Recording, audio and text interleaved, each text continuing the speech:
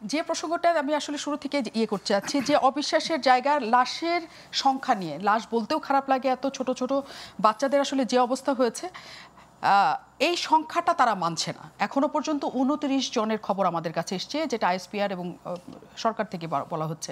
কিন্তু তারা বলছে যে 2টা শ্রেণীকক্ষ পুরো পুড়ে গেছে, সেখানে তো 200-র বেশি সেখানে শিশু ছিল। তারা এটা মানতে রাজি না। শিশুরা যখন থাকে তখন তাদের অবশ্যই সেখানে রেজিস্টার খাতা থাকে, কোন শ্রেণীতে কয়জন আছেন, যাদের পাওয়া যাবে না, তাদের বাবা মার হাহাকার শোনা যাওয়ার কথা, খোঁজ নেওয়া শোনা। আমরা তো এত ব্যাপক আকারে এমন নিখোঁজ দেখছি না।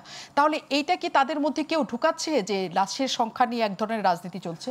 না, কেউ ঢুকাচ্ছে না। এখানে মূল ব্যাপার হলো যারা এই মুহূর্তে রাষ্ট্রটা পরিচালনা করছেন, তারা আসলে এই বিষয়টির সঙ্গে রাজনীতি, তারপরে শেষে এই বিষয়টির সঙ্গে যে প্র্যাকটিক্যাল কমিউনিকেশন অ্যান্ড নেগোসিয়েশন কীভাবে করতে হয় বাস্তবতা, এই ধরনের ক্রাইসিস ম্যানেজমেন্টে, এটা তাদের একেবারে ন্যূনতম ধারণা নেই। ধরুন, ওই সমস্যাটা তৈরি হয়েছে মাইলস্টোন কলেজ অ্যান্ড স্কুল থেকে। ওখানে ট্রাস্টর দিকে বিশ্বাসযোগ্য কে?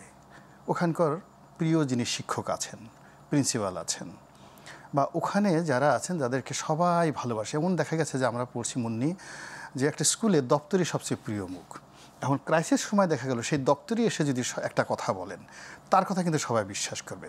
তো এখন ওখানে কথা বলার জন্য যে বিশ্বস্ত এবং প্রিয় মুখ দরকার, সেই প্রিয় মুখটির পরিবর্তে যে মুখটিকে দেখলে রাগ হয়ে যাবে, ক্রোধ হবে, ক্ষোভ আসবে, ঘৃণা আছে, সেই মুখগুলো ওখানে চলে যাচ্ছে। This is the first mistake. ফলে তারা যদি একেবারে 100% সত্য কথাও বলে, এই পরিস্থিতির কারণে, অপ্রিয়তার কারণে সেখানে কনফিউশন তৈরি হয়ে গেছে এবং হয়ে যাবে।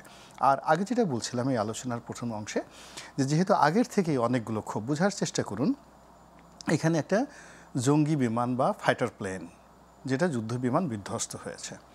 দ্বিতীয় প্রশ্ন হলো, এটা আপনি যেটা করলেন, কেন এটা মহানগরীতে আসবে? এর জন্য তো অন্য জায়গায় হতে পারে। এটা তো কেন দিল্লিতে এখনও একটা ঘটনা কেন ঘটেনি? লন্ডন শহরে তারা কি ট্রেনিং দেয় না? লন্ডনে তো এ যাবৎকালে গত এই প্লেন আবিষ্কারের পর থেকে একটা দুর্ঘটনা ঘটেনি। সেম ইন নিউ ইয়র্ক কখনো ঘটেনি, কেন ঢাকা শহরে ঘটবে? এই জিনিসগুলো এখন সমস্ত মানুষের মনকে বিক্ষুব্ধ করে তুলেছে। তার সঙ্গে সঙ্গে গত 11 মাসে ধরেন এই যে কথাগুলো আসছে, যে বিমানটি, এর সঙ্গে স্থানীয় রাজনীতি আছে, আন্তর্জাতিক রাজনীতি আছে। এই বিমানটি চীনের তৈরি এবং এটার যে ক্যারেক্টারিস্টিক সেটা হলো MiG-29, রাশিয়ার তৈরি যে MiG-29, এটার সেম ক্যারেক্টারিস্টিক্সের এই বিমানটি চীনের তৈরি। আচ্ছা, এই বিমানটি বাংলার আকাশে যে এত বড় দুর্ঘটনাটা ঘটালো, এর ফলে কি হলো, এই চাইনিজ এই বিমান কোম্পানির আন্তর্জাতিক ব্যবসাটা মুহূর্তের মধ্যে ধ্বংস হয়ে যাবে। এটার কোনো কিছু বলতে হবে না। আর এটা কেন করা হবে, যদি আপনি ইন্টারন্যাশনাল লিঙ্কেজ খুঁজেন, যে ভারত এবং পাকিস্তানের যে যুদ্ধ হলো, সেখানে চাইনিজ বিমানগুলো ইফেক্টিভিটি বা সেখানে তাদের যে পারঙ্গমতা দেখিয়েছে, যার সঙ্গে কোনো তুলনা নাই। ফলে ওটাকে যদি আপনি লিঙ্কেজ করে এখানে কোনো আন্তর্জাতিক চক্রান্ত যারা খুঁজে বেড়ান, তারা বিক্ষুব্ধ। 2 নম্বর হলো যে এর আগে শেখ হাসিনার জামানাতে যিনি বিমান বাহিনী প্রধান ছিলেন, আমাদের বাংলাদেশের স্বাধীন বাংলাদেশের ইতিহাসে এমন কোনো বিমান বাহিনীর প্রধান ওনার মতো এত দুর্বৃত্তপনা, এবং যাকে আমেরিকা নিষিদ্ধ করেছিল, যার অ্যাকাউন্ট ফ্রিজ করেছিল, এবং হাজার হাজার কোটি টাকা তিনি লুটপাট করেছেন, এবং তার ছেলে কত কোটি টাকা যেন। তো তার জমানাতে এই যে বিমান বাহিনীর একজন প্রধান এত বড় দুর্নীতি করতে পারে, এখন হয়তো সে করেনি, বা বর্তমান বিমান বাহিনী প্রধান যিনি আছেন তিনি ভদ্রলোক করেনি, কিন্তু ওই যে বিমান বাহিনীকে নিয়ে শেখ হাসিনার জমানাতে যে নেতিবাচক প্রচারণাগুলো হয়েছে, সেটা এই বাহিনীকে এখনও বহন করতে হচ্ছে।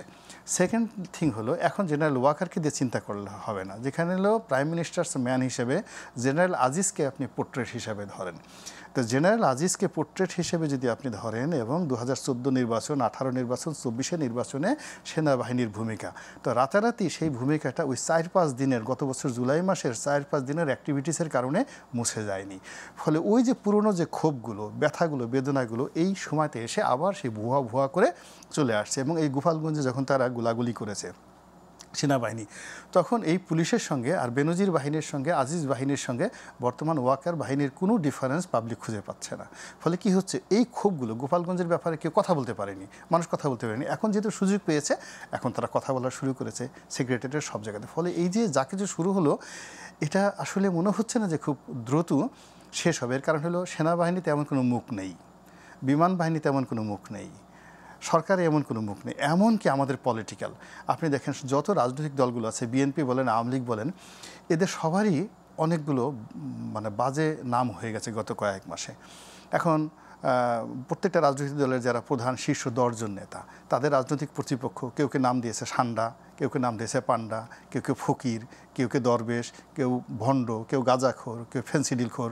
মানে একটা রাজনৈতিক দলের প্রধান তার প্রতিপক্ষ দেখা গেল যে তাকে বলতেছে ও তো ফেন্সিডিল খেয়ে সমস্ত কথাবার্তা বলে, ও তো গাঁজা খেয়ে সমস্ত কথাবার্তা বলে।